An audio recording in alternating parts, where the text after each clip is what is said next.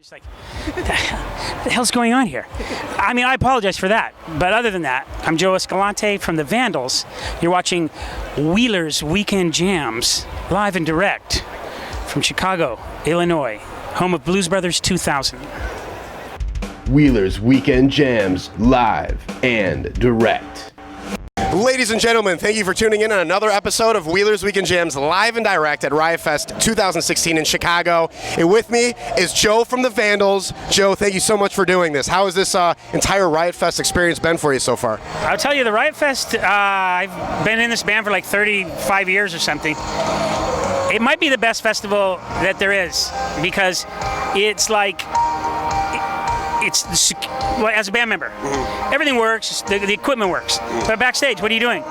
You're either like trying to get somewhere and someone will tell you can't go there. Yes. Or you're at a festival like the Warped Tour where some Punisher, they're letting anybody go anywhere. Yeah. And then there's a Punisher talking to you and you're like, how'd this guy get in? So this place is a perfect mix of security's tight but not too tight. Exactly. You know, if they let me into my own dressing room, that's all I ask. Yes, yes. Well, you were saying, being in this band for so long, what is the magic? To be the longevity of being in a band? What is your guys' secret? I can boil it down to this one point: no band meetings. No band meetings. Yeah, bands are out there having meetings. They break up during a meeting, or someone says something and you go, "Hey, I think it's over," and it's just over right there. Yeah. So don't have a meeting. Just have shows and go play them. Exactly. And play no more than once or twice a month. That helps. Well, I have to ask too. Where's your boy Josh Freese? What's going on with him? Josh Freese has a little trip with Sting. And Sublime with Rome too, I think. Yeah, it was Sublime with Rome, but right now he's out with Sting, and they're probably playing at a private party for some war criminal, in Saudi Arabia or something. That's kind of what they do. It's Estonia. That's awesome. That's what they do. Yeah. And yeah, so he's he's always apologizing, say, hey, I called Derek. Derek said he can do it. So Derek Grant from the Alkaline Trio has been like the go-to guy for about 20 years. And then we have Brooks Rockerman from Avenged Sevenfold, who's our other guy. Oh, wow. Cool. Awesome, man. Well, I'm very interested. Since you started the band in 1980 until now. Maybe 81. 81, yeah, early 80s, before I was born. Don't date me. 80. I mean, who starts a band in 80? I mean, that guy would be, was he 100 years old? Close to it, yeah. What is your opinion on the punk scene from back then till now? Let me tell you, punk kids. Yeah, that's right. Tell us. I got a message for you. I don't know. I mean, you know what? I just got done saying this conversation in Spanish for some Mexican media. And I believe that the people that get into punk right now, I believe they have this spirit and they know what punk is about. I'm getting that sense of that. And so I don't have a problem with them. I'm happy that they choose punk. But you can choose punk as a method to make a lot of money now. You could get rich playing punk rock, and you know that going in. And when we got into punk rock, we knew we were like making this deal.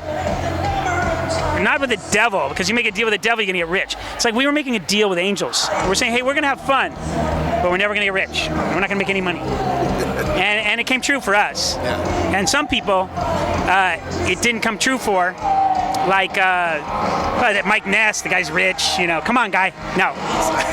Social he's a good friend of mine. I had dinner with him last night. Oh, nice. But there are rich punk rockers in Green Day. There are rich punk rockers in The Offspring. There are rich punk rockers in Rancid, NoFX, Bad Religion, Pennywise, and they all have the punk rock.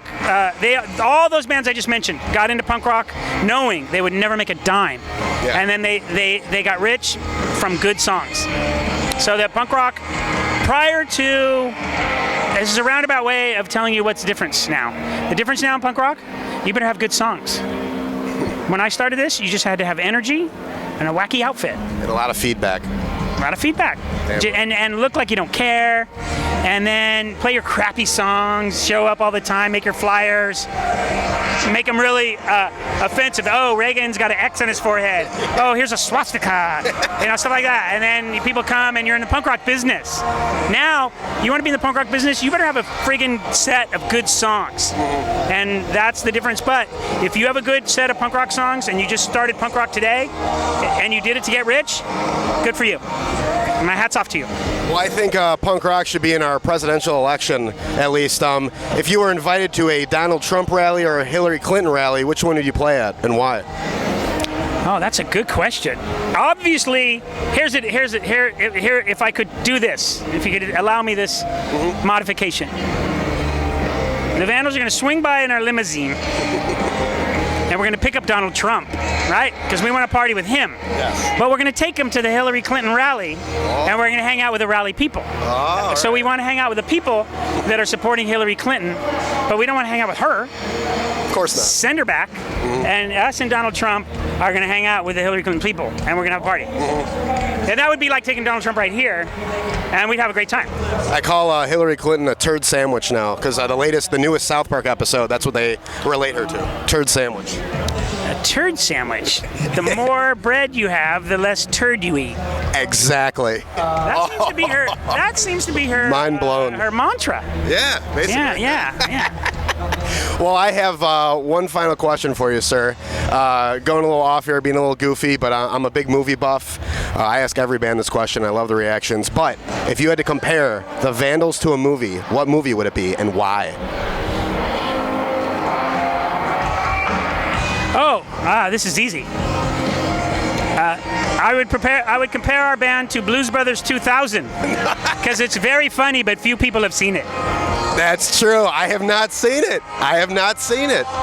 It's pretty good though, or? I lied about the funny part. Yeah. John Goodman's in it, right?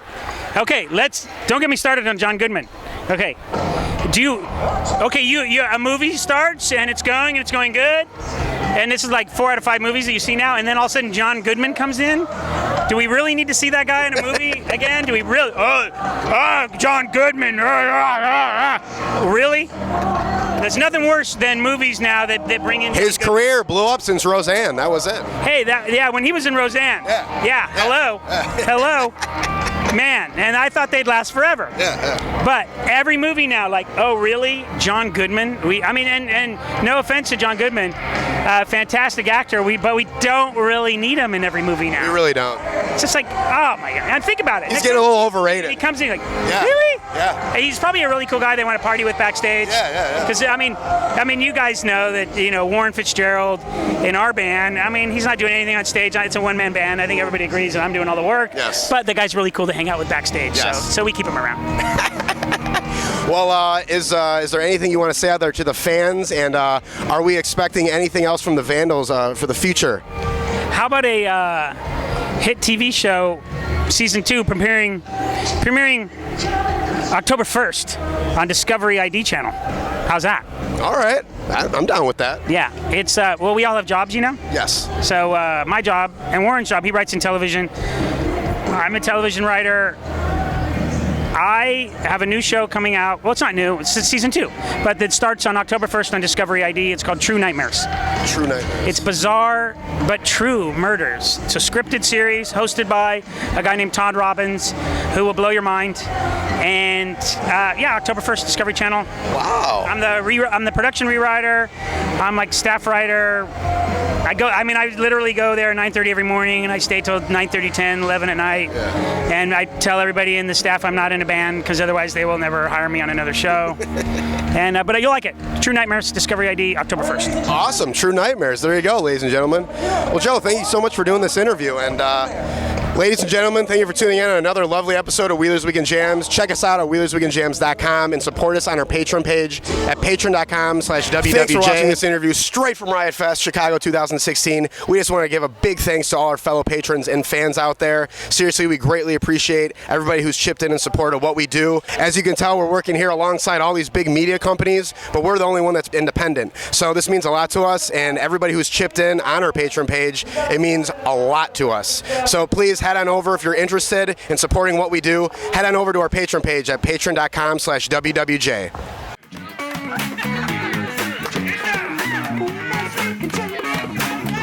We can change.